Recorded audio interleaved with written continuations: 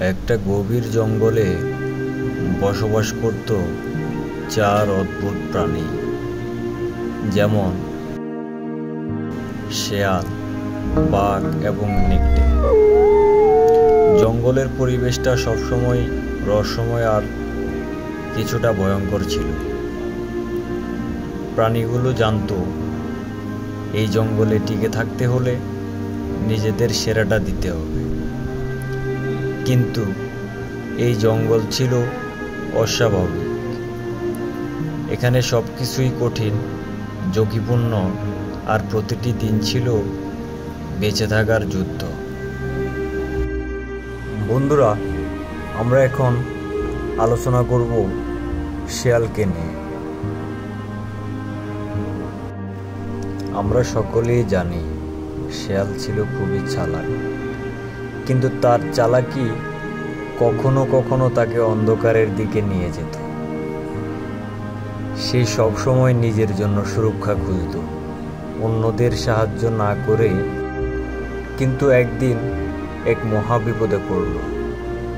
সে তখন তার কৌশলগুলো কাজ করা বন্ধ করল। নিজের ভুল থেকে শিখে শেয়াল বুঝল শুধু চালাকি দিয়ে জীবনযাপন করা যায় না, বুদ্ধিমত্তা প্রয়োগ করতে হয় সঠিক সময়।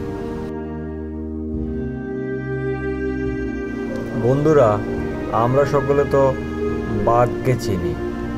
বাঘ ছিল এই দলের মধ্যে সবচেয়ে শক্তিশালী, কিন্তু তার অহংকার ছিল তার সবচেয়ে বড় শত্রু। সে ভাবত শক্তি দিয়ে সবকিছু জয় করা সম্ভব। কিন্তু একদিন এক ভয়ঙ্কর শত্রুর সামনে পড়েছে। সে এক বিশাল আকার ভয়ঙ্কর জানোয়ার, যাকে সে শক্তিতে পরাস্ত করতে পারছিল না। তখন বাঘ প্রথমবারের মতো বুঝল কখনো কখনো শক্তির থেকেও বেশি প্রয়োজন বুদ্ধি এবং ধৈর্য।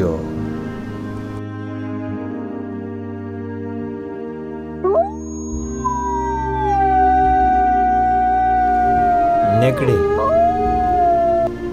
এ তো খুবই ভয়ঙ্কর নাম। নেকড়ে ছিল জঙ্গলের নিঃশব্দ শিকারী। সে তার গোষ্ঠীর উপর নির্ভর করত, কিন্তু বিপদ যখন সত্যিই আসে তার দল ছিন্ন বিচ্ছিন্ন হয়ে যায়।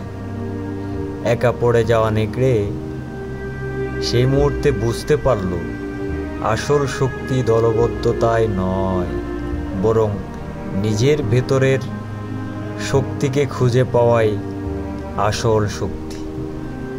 তখন সে তার একাকী শক্তি দিয়ে ভয়ঙ্কর শত্রুর মোকাবেলা করতে সক্ষম হয়।